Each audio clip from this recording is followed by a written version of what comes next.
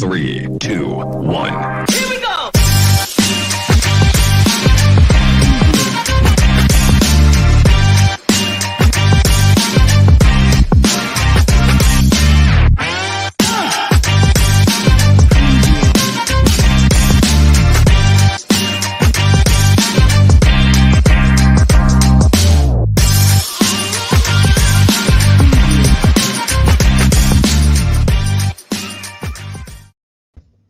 Woo! Welcome to the Friday edition of the Dennis and Andy Show. As you can see, we are in our respective man caves, our caves of manliness. I actually have art on my walls, so you could say I have cave paintings. You do. You are indeed a true caveman. And you do too. I mean, you have art on your walls too. So yeah, I had some technical difficulties with my other setup, so I got stuck into my tertiary position right now. So, hey, it works. I can get on. That's all that matters. what are you drinking today, Dennis? Oh, It's so our happy today, hour show. you can tell by what I'm wearing. I teased it for those of you that saw my YouTube shorts. I teased what I was going to be having today. So Jeez. I went with the Trooper Beer Iron Maiden. Let's get a little closer to the camera. Oh, there it is. Oh, it even has a glass. Yeah, it's good stuff. So you can get it. Usually it's a limited edition when you get it to at the concerts and stuff like that. Hopefully you're lucky enough. And I know I did it the last one. Well, luckily my shop, I thought I had one more left, so I went to use that one, and I was out. So I ran down to Southern Spirit, so it's right here in Fort Mill, and I was like, just out of curiosity, do you guys got it? I kind of need it. They did. They had a 4-pack, so I was like, woo, because that's what I was expecting. Well, I'm drinking a Gaelic ale. No need to full screen it. Highland Brewery, Asheville. I've got I had a Asheville Highland Brewing last week as well, different type, but I got a 12-pack variety pack to burn through, even though I think the rest are stouts. So I might have to save those for Dennis because stouts are gross. Gross. Yeah, well, I've got us a special one for next Friday. Dennis, there is no next Friday. I won't be here next Friday. Oh, yeah, it won't be next Friday. It'll have to be in a couple weeks then. It will, because the Friday after that, you won't be here. Right. Wow. But have no fear. That doesn't mean we're not having a show. Dennis might do a show next Friday solo. Yep. And then the Friday after that, solo Smith. It's okay. It's okay. We'll be good. We'll That's be good. So when we both get back, we'll have and I'll put a video out for it. I'll tease it, but it's a cult beer, and it's one that I've never had called Kill Ian. So I'm like, woo! So I'll put out the video this week so we can take a look. So super hard to get, might not be able to get it anymore. So I picked it up while I could. Nice. All right. Well, let's talk about. Well, we'll do it in order. So last night, went over to Dennis's place, and we watched Justice League: The Snyder Cut. Yeah. Before we get into the review of the movie, which we will do, I can honestly say, over this past week, seen some stuff about Zack Snyder, and can't say I'm a big fan of Mr. Snyder himself. I guess there was this, and I don't know all the ins and outs of it, but Geeks and Gamers had him on for a charity auction a couple nights ago. I think it was Wednesday night, and he was coming on, and he was the guest, and they were raising money for suicide prevention, which hits home to Mr. Snyder because of his daughter. That's why he left Justice League back in 2016 or whatever in the beginning, because his daughter unfortunately committed suicide. So anyhow, I guess when he showed up an hour late, and then he shows up and he basically says he needs to he basically disses Geeks and Gamers and disassociates himself. Yeah, disassociates himself.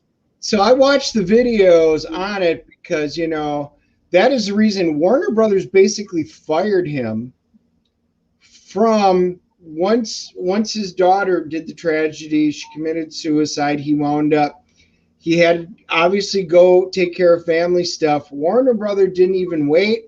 They just said, you know what, we're going to bring in Joss Whedon and he's going to do his version of the Justice League, even though almost all of it's filmed, and he can come in and edit it, and that's what they put out. So they basically almost canned him. That's why it wasn't the Zack Snyder version. So needless to say, Geeks and Gamers, I watched the video and everybody's kind of been talking about it. We don't need to play the whole video and stuff of it. So if you really want to see it, you can find it out there. But they start raising awareness. They're doing this huge charity fund for suicide prevention. Geeks and Gamers, they decided that they were going to have him on. Zach said he'd be on. And he was an hour late. And even in the first hour, they raised $60,000 on this charity fund on this live stream, and it was fantastic. He finally gets on there, everybody's clapping, welcome, and he immediately disassociates himself and said, I can't be associated with Geeks and Gamers, you know, without coming out and saying it, calls them a hate group, which obviously they're not. They're comic people. Which is interesting, these are the guys and girls that believe there was a Snyder Cut, went forward with it, really wanted to put out there, wanted them to make sure they put this out there. They were in Zach's corner the other time, and he literally slaps them down. Immediately. They stopped. All the money was rolling in. People heard that. They were shocked. They stopped contributing. It was just ridiculous. Well, the other thing, too, is a friend of mine in the industry, Shane Davis. You might know Shane from DC Comics. He's worked on Batman, Justice League. But I think I would have to say the biggest thing he's done for DC, and this is 10 years ago or so, was Superman Earth 1, the first Earth 1 graphic novel that DC did. Because after that, they did Teen Titans Earth 1, Wonder Woman, whatever. But they, J. Michael Straczynski and Shane started it with Superman Earth 1, then they did Earth 2. And I never realized this, or maybe I just forgot because that book came out in 2010. Point is, Shane did a video, and in the video, he shows screenshots of a lot of stuff from Superman Earth 1 and stuff from Man of Steel, Zack Snyder's Man of Steel, that Zack basically lifted. Now, there's not a huge deal with that. I mean, people get inspiration from other sources, but it's been a long-standing thing with comic book movies. At the end of the movie, in the credits, there's always special thanks. So if you look at Avengers, there's special thank you, and it'll say Stan Lee, it'll say Jack Kirby. If Gene Colan, who was a famous comic book artist, had anything to do with whatever was happening in Avengers, say Gene Colan or John Buscema, John Byrne, whoever. And, at the end of Man of Steel, there was no Shane Davis. And look, did I notice that? No. But I'm also not Shane. I'm not the one that drew the book. I can tell you right now, if for some odd reason, well, every Marvel movie, I always pay attention because I like to see the special thank yous to see if I know anybody. I haven't worked on, I've done a lot of stuff for Marvel, but I don't think anything I've done falls into the category of, oh, he needs a special thank you. In fact, if I ever saw that, I'd probably pass out because I just can't think of anything. But Shane was expecting it. He didn't see it. He had every right to be mad. He called up DC and complained. And, and he's pissed because Zack literally lifted stuff from Earth 1 to put in Man of Steel. Wow. So I think it has every right to be pissed. It is a pretty dick move to do. DC, I like to think at least did the right thing and, apologized to Shane, and they cut him a check. So that was nice. But, with the way movies are going these days, and there's, the big budgets and all of that, artists should be getting some money from the movies anyhow. If they're getting a special thank you, it's like, okay, I appreciate, seeing a special thank you in the credits, but I got to be honest. I would think that special thank you would at least come with a check as well, because, the special thank you with no check is almost like a pat on the head. Don't you think? Yeah, I could. Now, I'm not an artist, never have claimed to be, and I would agree with you, especially when and Superman's long, but if you're pulling something specific from particular comics or something like that, and that's where you're drawing your inspiration from, you absolutely should not only thank them, but here's some money since we're going to make tons of money off this. Yeah. So anyhow, we want to review Justice League. We do movie reviews and TV show reviews. I want to watch it because I'm fascinated by the movie. I'm fascinated by movies. I'm fascinated by the movie making process. And even if I loved the one that came out theatrically, the Joss Whedon version, even if I loved it, which I didn't love it, I didn't hate it, but it was definitely lacking. But even if I loved it, I'd still want to see the Snyder Cut just because I'd like to see the differences, right. From curious differences. I wasn't thrilled with the Joss Whedon one. I actually thought it was a huge missed opportunity. Marvel's been rolling out with fantastic movies for the most part, and they've been doing it right. And then you walk in with really the A game for DC, and when the Joss Whedon one came out, I'm like, wow, this is a real big letdown. Aquaman wound up being pretty decent. I thought Aquaman was great. Yep, and but you take a look at Batman versus Superman. Martha, why did you say that name? It'll haunt me for the rest of my days. Yeah, seeing Ryan Reynolds in his Green Lantern costume will haunt me for the rest of my days. Hey, God damn! I'm just saying it's all wasted opportunities where they could have done something good. So now the question is, we knew there was like 5 hours of footage on the floor.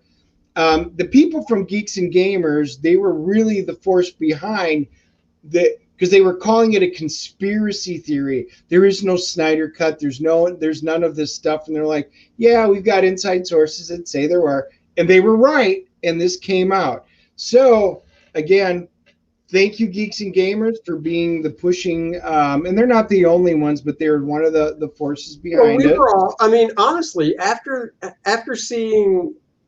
hearing the story why Zack had to take leave from the movie of filming it, and they brought Joss in, I was under the impression that he literally was coming in to finish filming it and put it together. I had no idea that basically Joss could have came in and just taken all that footage and edited it together to make a movie. Yep. And now that I know that, and now that I've seen the two, I'm just like, oh my God, what the Whedon cut, we'll call it, is just a train wreck. Yes. Compared to the Snyder Cut. Now the Snyder Cut, it's 4 hours long. We heard that and we're like, wow, 4 hours. Now I was excited because I'm like, more bang for the buck. But at the same time, I've sat through a movie that was like an hour and 25 minutes that felt like it was 4 hours long. So the last thing you want is a 4 hour long movie that feels like a 4 hour long movie. Yeah. So right out of the gate, pro side of it, pros and cons, pro side, it did not feel like a 4 hour long movie. In fact, 2 hours in, I looked at Dennis and I go, dude, we are 2 hours in and it doesn't feel like it at all. And he was like, I know. Yep. Yeah, I agree. It was good. it was well paced. So now that we've talked enough about the stuff beforehand, was it worth it for this long wait? Was it worth it for us to have all the speculation, it coming out? We were expecting to see it in the theaters because we thought it was supposed to be released simultaneously at the theaters and on HBO Max. So we were like, yeah, we're cool. We'll go see it in the theaters. Wow, it didn't show up in the theaters here. Andy said Ohio. He had looked it up. Yeah, it just showed up in Ohio. Yeah, I don't understand it. Didn't see anything about it. So we did the HBO Max, and that was fine. Gave us a chance to pause the movie and not have to run out. Had to be an intermission if it was in the theater. So the movie starts out, and immediately it's really decent. They start laying out each of the characters. Each of the characters gets their scene. You start seeing it. So immediately, I mean, most of us had already seen Aquaman's the movie, so they didn't spend as much time on Aquaman. Cyborg got his comeuppance and got a fantastic storyline. Flash did. To backtrack a little bit, the movie starts out basically at the end of Batman vs Superman with the Doomsday fight, which I thought was great because unlike the Whedon version, there was no real big tie-in. This one really felt like, oh yeah, here we are seeing the final battle, but it was different cuts. I don't think, and I'd have to go back and watch Batman vs Superman, so don't quote me on this, but the shots they showed in this Snyder Cut of Justice League of the Batman vs Superman Doomsday fight all look new to me. I don't remember those camera angles in those shots in Batman vs Superman. So I thought that was awesome. And then, like Dennis said, everything was just fleshed out more. And I think the reason the movie was 4 hours is because if I heard right, Zack wanted to originally do 2 movies, almost like the whole Infinity. The Dark Side thing for him was going to be the Thanos thing that Marvel did. Yeah, so you could see, part 2. Yeah, you could see splitting this into 2 films. Like Dennis said, they didn't deal with Aquaman's origin because we saw it in Aquaman, but they did a great job. They didn't deal with Flash's origin, so they didn't show like the whole lab and all that. And honestly, in the Snyderverse, this Flash, there's no way he got his powers like Barry did in the comics with working in a lab because he didn't even have the job yet. Right. So that's still kind of a mystery, which hopefully they'll resolve if the Flash movie ever gets made. And I know they're saying it's going to get made, but honestly, we know how to put the Speed Force somehow because he does reference it in the movie, and he knew what rules he couldn't break. And I was like, well, that's really interesting because he references that right in the movie.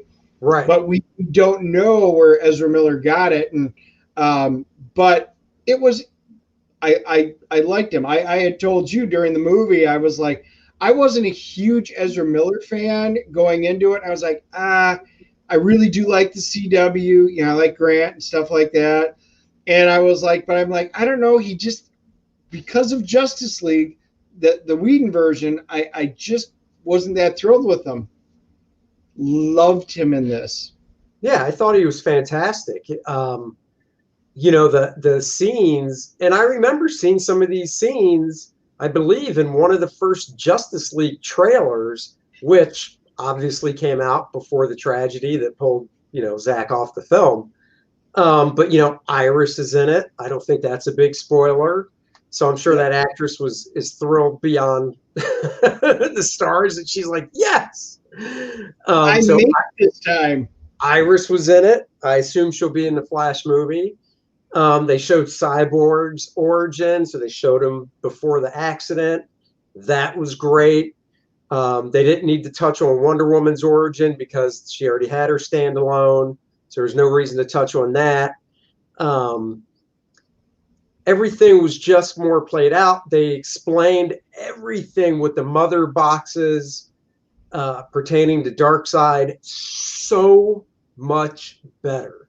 Like so many questions were answered in this version of the movie that in the Whedon version you were just kind of like, okay, so the mother boxes are here on Earth, and they show that quick little battle scene from the past where, you know, the Atlanteans team up with you know, humans or with the Amazonians, and you even see in the Whedon one the little Green Lantern flittering about, but barely anything. This one goes into so much more depth, so much more detail.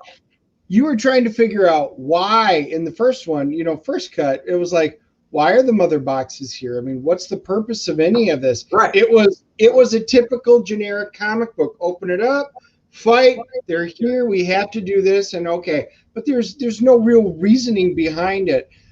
Zack Snyder's cut actually goes through and gives logical, real reasons through the history of why they're there, how it showed up, what Darkseid's looking for, lays it out completely, and then you're like, all right, so Steppenwolf's going to have this big, oh wow, he looks better.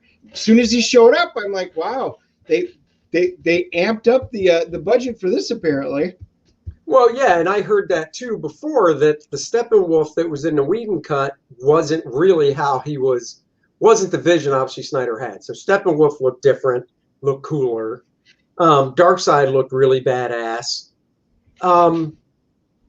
I thought, you know, I saw somebody post negative about the movie. They liked the movie, but the negative they posted is this. I'm curious to get your take on it, Dennis, because even after reading it, the way the story in this cut was put together, it doesn't bother me. And the guys, this person's negative view, and it was somebody I read online, so it's not somebody I can recall, basically said, you know, if this was the big world-ending threat that it was supposed to be, of the mother boxes and all this stuff, he's like, I just didn't really get that because you didn't see any other civilians really in danger. You literally saw a few cops, Lois Lane and Martha, Martha Kent, and that was it in regards to civilians. And other than that, it was all just the heroes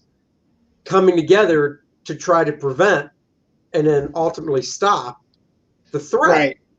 And even during Star Lab, so there were the Star Lab employees. Yeah, I mean, you saw some of them, but the point is, evacuating Star Labs, I'm like, well, that's still better than the Superman movie because we killed a few thousand, took out a Sears. It's okay. Didn't really bother them. There, at least they took the time to do it. But you're right. There was no major city involved. It was in the radioactive part over in the old Slavic area, in one of the old nuclear things. So there's nobody around there. So it was always sparsely populated. The Amazonians, the Atlanteans, right. Which were that's why this person's critique didn't really ring home for me, because where there was the threat, like even before the whole world threat, Wonder Woman did her thing just like in the Whedon cut, even though it was better in this, of saving the people in the museum or wherever they were, where the kids were on a school trip. But this was, once again, everything that was in the Whedon cut, in the Snyder cut, was extended. So that scene with Wonder Woman was longer played out, but not to the point of yawn, cut some of this. I couldn't see anything in this that should have been cut out. Not in really the whole movie. Like I said, for me, and I've seen other people go, oh, I think it could have been 3 hours long, that watched it. And I'm just like, I don't know. I didn't see, I'd have to have a one-on-one conversation with him like we're having, because I'd like to talk to the person that says they could cut an hour out and go, well, what do you think they should have cut out? Because I don't see much of what they could have cut out. And that's the part that I agree with. I've already talked to a few people like, man, if they could have cut an hour. And I'm like, so if you cut out an hour, I'm like, you're digging into the lines that we really wanted that were sorely missing from the first one. Right. And I was like, you really couldn't cut out, unless you're cutting out the action, but the action scenes were great. You know, I had actually, if I were sitting there, if we were bored throughout the movie going, oh my God, this is so boring. Why are this is dragging on? I would say, yeah, we could obviously cut out a lot. There was no point in this movie where I went, wow, this is really dragging on too long. Let's wrap things up. I was pretty much glued almost the entire time. There was probably a couple of spots in around the 3 hour mark where they pulled back from the action. They were dealing into some of the subplots. And I was like, okay, not as important. So if we were going to cut, it was there. But it was all good for the story, the overall, Right. and fleshing everything out. I had no problem with how long this was. I thought there was better character development. You know, they dealt with the characters in more of a slow fashion to develop them more, even though we've already seen every one of these characters in previous movies. I thought it still helped the way they did it with the pacing, or the way it came together with the pacing of it. You know, the way he handled Superman coming back, yes, it was reminiscent of what Whedon did with the Mother Box to energize basically Superman. You know, I mean, basically it was supercharged paddles when you think about it, to restart them, you know, with the whole electricity and stuff. But everything just seemed to make so much more sense in this version of the movie. And you know, I'd love to have seen Superman as, you know, Superman in the movie more. I don't know if his screen time in the end of the movie was any more than it was in the Whedon version. But, you know, when he was there, it was impactful. The fights were impactful. I thought the CG stuff in the movie looked really good. That was going to be my I don't think he had very much more screen time. Yeah, I don't either. But his impact was much greater in this version. Right. Cyborg wasn't nearly as much of a dick in this version. Like, I actually cared about Cyborg. Like in the Whedon version, I was like, man, I get it. You're kind of a messed up dude. You're all metal now. You're mostly a robot. No need to be a dick about it. At least you're not dead. But now in this version, I actually cared about the guy. Yeah, in the first one, in the Josh version, you know, the Whedon version, I was like, you know, I'm bored with this character. Oh, maybe Starfire or Raven or Robin's going to show up or something, because I'm like, he's absolutely worthless in this movie. This one, the backstory was fantastic. The reasoning, what he can do and how they set it up and why he was going to be so integral, everything made sense. So, I mean, again, logically, when you're writing a story going from point A to point Z, there's got to be a journey and it has to make sense. This version, while not a perfect version, made sense, and you couldn't really criticize. And if you were, it was more nitpicking than huge open-ended flaws like in the first one. And then the other thing, and this isn't necessarily about well, I guess it kind of is, story-wise, is DC once again, and I actually saw an article on Facebook today that said Warner Brothers might be reconsidering the Snyderverse, because when the movie was over, with all the stuff they set up, and especially at the end with the tidbits and stuff that they put in, I'm looking at Dennis and I'm going, how can this just be shit? How can all of this be just shit canned and thrown to the side? It just doesn't make sense not to move forward with this big storyline of keeping the actors. I mean, look, we know Gal's coming back as Wonder Woman. Jason's coming back as Aquaman. Flash is going to have a movie. Back. Ray wants nothing to do with him. Cyborg will not return. Ray will return. But you know what? I think the dude that plays Cyborg in Doom Patrol is awesome. And this is one of the things. Why does DC do a TV show with a different cyborg actor and visuals is beyond me. You want to have a cohesive universe. So I know I'm going to do a streaming Doom Patrol show that has nothing to do, and same with Titans. I'm going to do a streaming Titans show that has nothing to do with this part of our universe, whereas Marvel's like, we did the movies, we had Agents of S.H.I.E.L.D., our first TV show, that tied in. We had our Netflix shows, which didn't show anybody from the movies or Agents of S.H.I.E.L.D., but they name dropped the stuff. So that was Agents of S.H.I.E.L.D. There really wasn't a huge overlap. I think Sif was probably the biggest character that overlapped. No, but it was the same universe.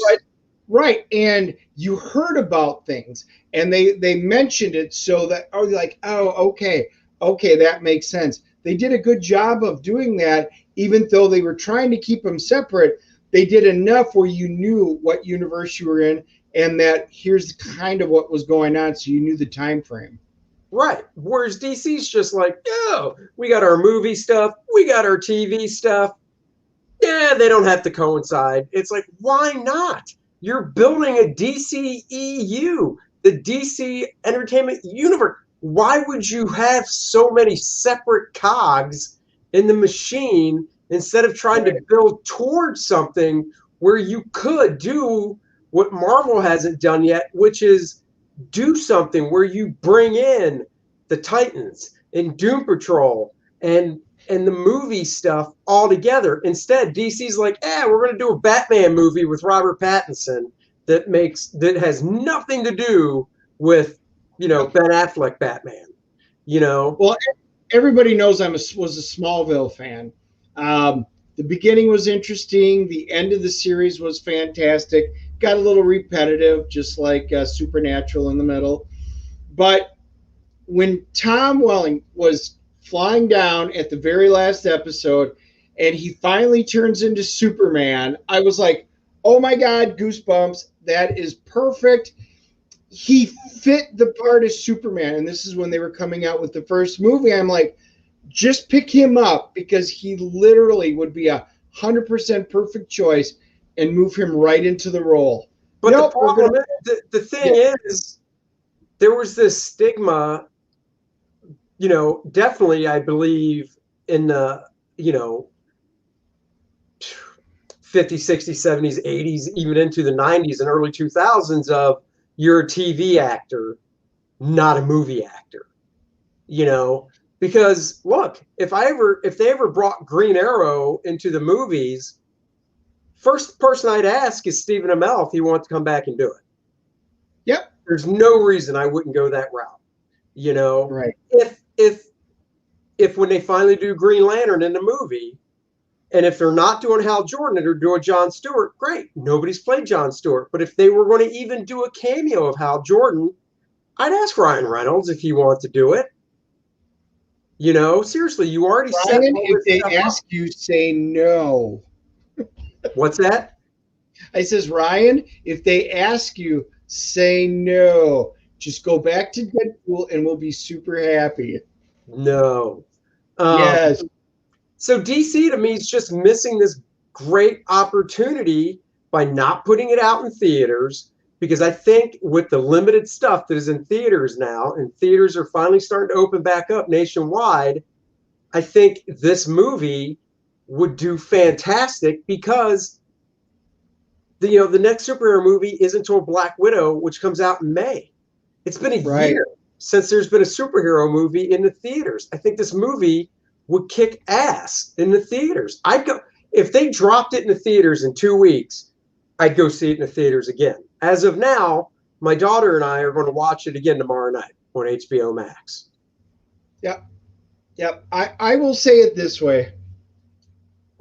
I wanted to see what the differences were going to be, but now that I've seen it, not only did I enjoy it very much, like we were just saying, all the ending sequences that they had in leads perfectly into the movies that they were planning on doing, which is what they should have done. The problem is now you've got Ben Affleck's not coming back as Batman. You've got a bunch of the guys not coming back. They've already gone in, and the problem is that they brought J.J. Abrams in and said, here's the keys to the kingdom. It's all yours. Just like you screwed up Star Trek, just like you screwed up Star Wars. And now you can already see everything falling apart. And I'm like, they've already blown this.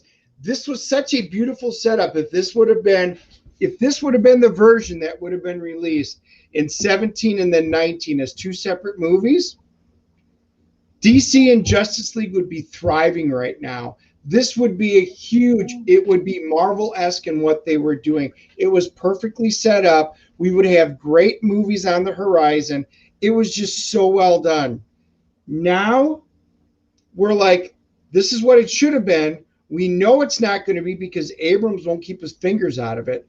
And he's going to want to put his touch on everything. So we're going to have camera flares and all this garbage. Well, I'm very curious to see.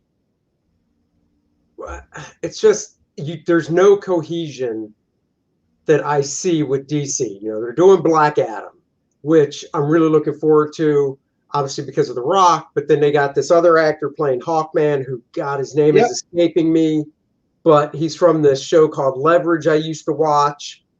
Love Leverage. And he's going to be cool as Hawkman. Then they're going to do Shazam 2. Hopefully the Flash will get going, but it just doesn't seem like there's this. It doesn't seem like there's a big picture plan. Whereas Marvel, whether they had a big picture plan or they were flying by the seat of their pants, I don't know. But looking back on it, it looks like they had a big picture plan, and that's what I believe they did. If Marvel didn't at the beginning, when Kevin Feige really got involved, they made one once they realized what they had. That's the thing. And DC has that opportunity, but I actually think they've lost it now, and that's too bad because this would have been a springboard. Their comic books are going to be down to like 13 titles. AT&T really doesn't give a crap at all about the comic books, which is their main inspiration for the movies and TV show. And here's an absolutely huge wasted opportunities. If this would have been the two movies and done this well, they would have rivaled Marvel for the top all-time spot. It was that well done where I think the fans would have enjoyed it. Wonder Woman was great, Aquaman, Superman, Batman, even with the new stuff that they did, Cyborg, Flash, they literally fleshed out everything as a almost perfect rollout. Again, it wasn't a perfect movie, but it was so good in terms of the complete layout. Now you're sitting there wondering, why aren't you going to do it? And we're going to be remiss because we're not going to get it. This is going to be the end of it, and this is the sad part about it. They finally got the big movie hit on their hands. They didn't put it in the theaters, and now it's going to wallow. We can say, man, I will buy it on Blu-ray, even with the crap that Zack Snyder did, but it will taint me in future processes with what just happened beforehand. Right. So what do you rate it? Let's rate this one and move on to Falcon and the Winter Soldier. I am giving this a 9.0. I thought it was solid. There were a few things I would have liked. We don't want to do a lot of spoiling because this is early on. The storylines were great. There were a few minor things that I would have done. But overall, it was surely an enjoyable movie that did not feel anywhere near 4 hours. Yeah. Great movie, great jumping off part. Yeah, I'm going to 9.02. It didn't feel like it was 4 hours at all. It whizzed by. I thought it was I enjoyed it. I thought the story was really cool. Being a superhero fan and with the Avengers being a great team and seeing them come to fruition on the big screen and Justice League being a big team that I've always liked and seeing great casting, in my opinion, for all the Justice League characters. finally seeing them all together on the big screen, done the right way, because the Whedon thing, blah. Yeah. This was so good that, yeah, it's a 9-0. Now, Good. debuted today, Falcon and the Winter Soldier. Man, out of the gate, action. It starts off with Sam. He's on a mission. We're not going to get into spoilers on this thing because, well, we just don't want to, because it is new and it just came out. If this was a week old, I'd spoil stuff, but we won't. I will say, and my view on it was, it starts off with a bang, right into the action with Sam on a mission. You see a character from one of the movies is back. We'll say he's a bad guy, and I'm not talking about Zemo because we all know him. Another villain from one of the movies is back, and I was like, oh my God, that's awesome. We get into a little bit of Sam's family life with his sister in New Orleans and what she's been up to for 5 years since Sam's been gone, because he does reference he's only been back a few months since the blip. So we get into some family stuff. So we delve into a little bit of Sam Wilson's background, which hasn't really been done before besides Winter Soldier, where he was talking to Cap and was like, oh yeah, I was in this division and I did this and I did this. And that's it. So they really delved into his past, which I thought was cool. And then with Bucky, Winter Soldier, ex-Winter Soldier, they picked up with him and he's in a therapy session, and I thought that was pretty good. And actually, it starts off with Bucky having a nightmare about a mission he was on as Winter Soldier, and then he's in a therapy session. And there was a lot, I thought, of good character development for Sam and Bucky, and they're not teamed up. So this is a spoiler. They don't team up yet in this first episode. It was really about establishing some character development with both the characters, but unlike WandaVision, which I still say the first episode, Dick Van Dyke Show episode, yeah, I get it. It's a sitcom, but it was just like so slow. This one came out of the gate almost like a rocket, I say. What say you, Dennis? I'm kind of right there with you. So again, unlike WandaVision, as soon as you walked in, I'm like, all right, these are two characters. I've always liked them. I don't love them, but I've always liked them. And immediately, bam, action, pulled me right in. And it wasn't just that it was action. It was really good sequencing. The flights, everything about it, the camera angles. As a comic book artist, you had to be thrilled because you were like, shit, I could draw that. I could drew that. I could have drew that. I could have drew that. Because it was so good action. Falcon's in doing his stuff. He's got parameters. So they set up the parameters. They explain it. It was well thought out. His what is it? Red Wing. Red Wing, yay! He's got to get involved with it, and you get to see the entire spectrum of what Falcon can do in literally the first 6 minutes. Well, and was it me, or because we all know how my memory is, were his wings different in this compared to Endgame? I think they are. Now I didn't get a chance to look yet. I pointed at the wingtips. I was like, oh, I think those are a little bit different. They look like wings. They look like wings. They look like they had, mechanical feather at the end. And I was like, I pointed that out to Courtney, and I was like, oh my God, that looks like wings. That's so cool. But yeah, Dennis nailed it. In the first 6 minutes, Falcon was all over the place, and just seeing him and the quality of this filming is just on par with any of the movies. It was like, it was just on par. Yeah. It was great. And then what I really enjoy, and then like you said, you get into Bucky's story, and you're like, oh, that's cool. Okay, he's in therapy, PTSD. He's got this. He's going through it. You're kind of working through it, and then you just think it's part of his story at the beginning, and I won't explain too much. But the characters that he sees at the beginning when he was back as Winter Soldier, it comes around, 360 and comes back to kind of bite him in the ass at the end. And I'm like, oh, so there's actual meaning behind this. I'm like, again, well thought out. You get character development, which you can't do in the movie. So that's one of the things that we really kind of hope for in this. We've got more time with these characters. Let's explore more with them, but do it in an interesting way. This was totally interesting in both of their character backstories. He has to give a speech because, he gave up Captain Shield, and, he basically even said at the end of the movie, and it was very interesting how they did it in the movie or in this TV show episode. And even that has ramifications. So I was like, oh, all of these nice little pieces, we learn a lot, and everything comes full circle at the end of the episode, which leaves us wanting episode 2 right away.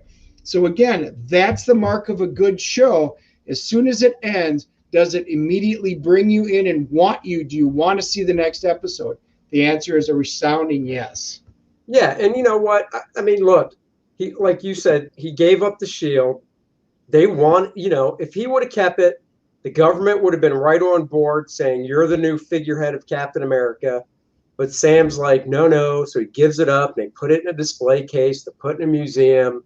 But they explain why he gave it up. I mean, you can see his thought process, which is really cool as character interaction. So they explain what his train of thought was, and it works. It makes sense. Again, nothing felt contrived in any of the things that they were doing in this first episode. No. And then one of the guys that Sam, I guess you could say, meets up with on his mission in the beginning, just a normal guy, no powers or anything. He's doing some, I guess you could say, undercover type work in another country. And, they introduce a super powered villain, and no costume, his face, he has a mask on, and he's super powered just because of how they introduce him visually, and when he's fighting some people, just the fact that he can punch somebody and the guy goes way flying, so he has super strength. So that's cool, that's intriguing. At the end of the episode, you've got and this isn't a spoiler if you've seen the trailer, at the end of the episode, they introduce U.S. Agent, the new figurehead for Captain America. Now, they didn't call him U.S. Agent. I seriously doubt they're going to call him Captain America. It'll be interesting, though, in the next episode, if they do call him Captain America. I can't see it. He is in the costume. Well, he's in a version. He's in a version of the costume. America. He's in a version of the costume. Correct. It actually looks like an older version.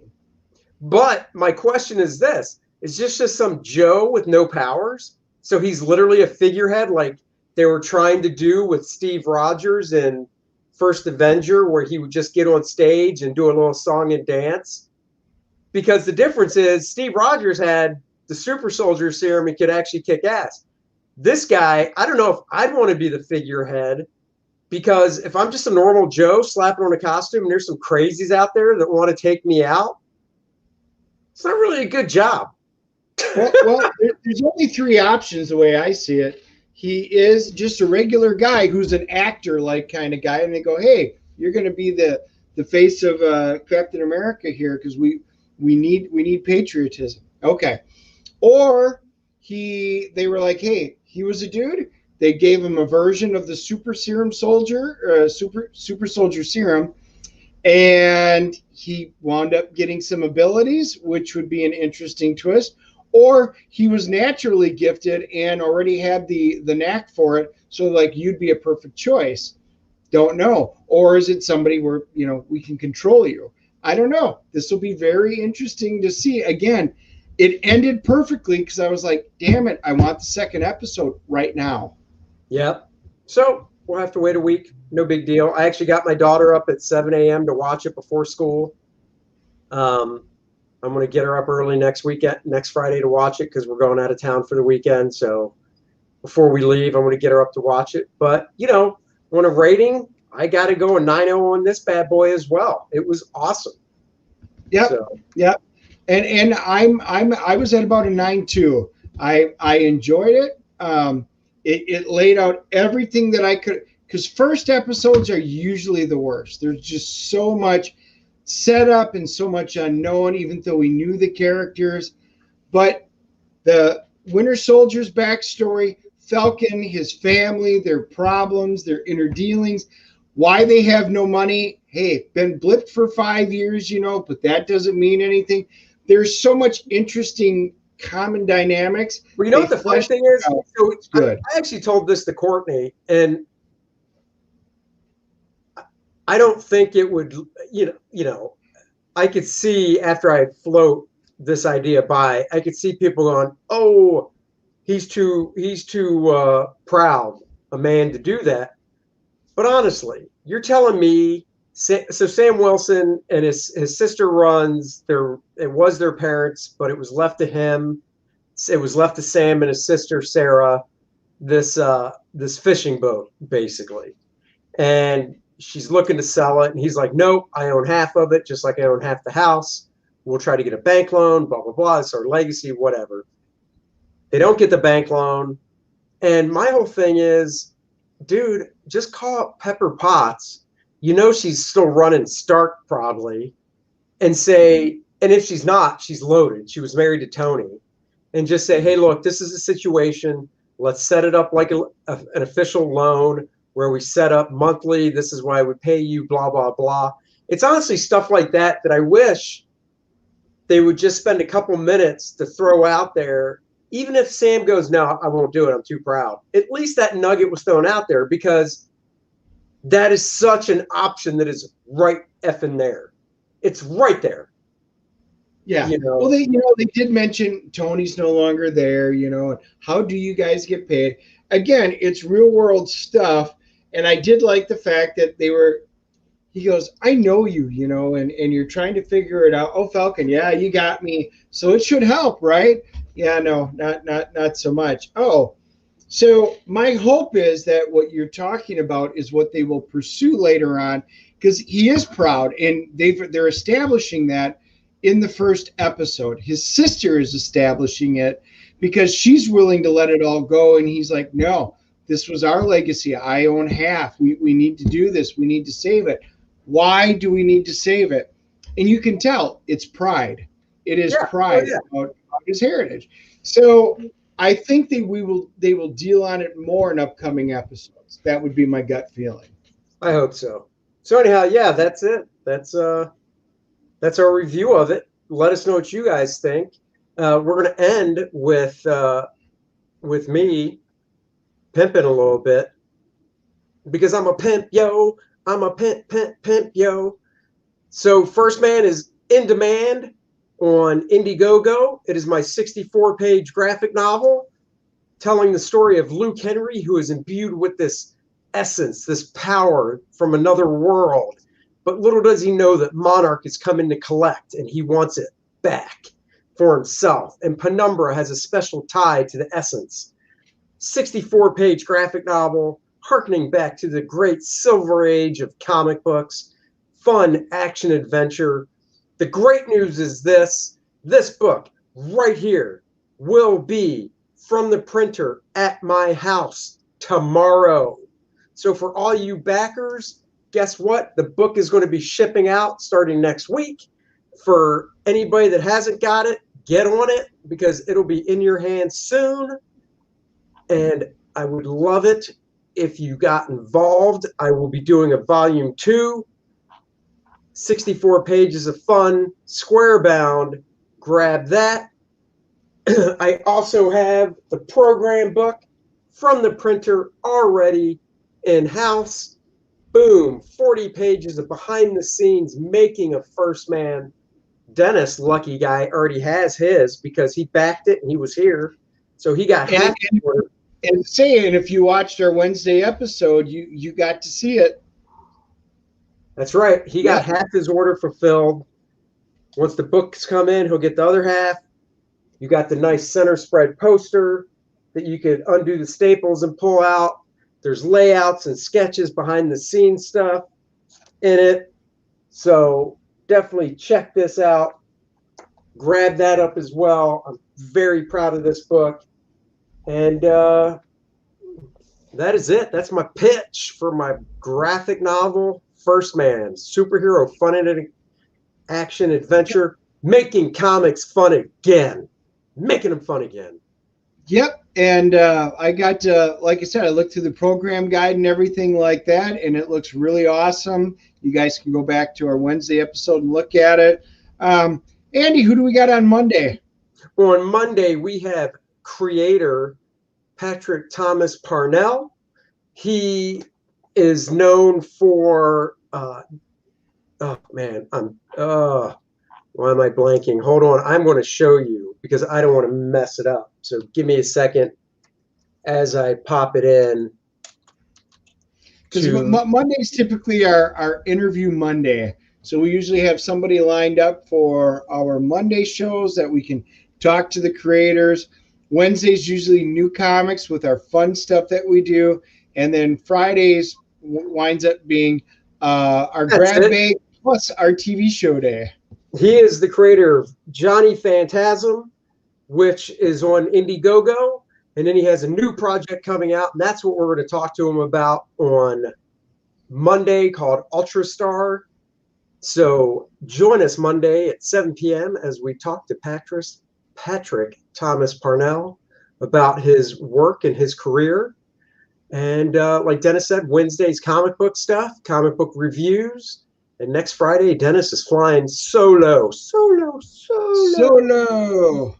He'll be drinking alone. So if there's anything anybody wants to chat about, let us know in the comments. Subscribe to our YouTube channel, or go to our Facebook and sign in, and let us know if there's anything special you want us to talk about.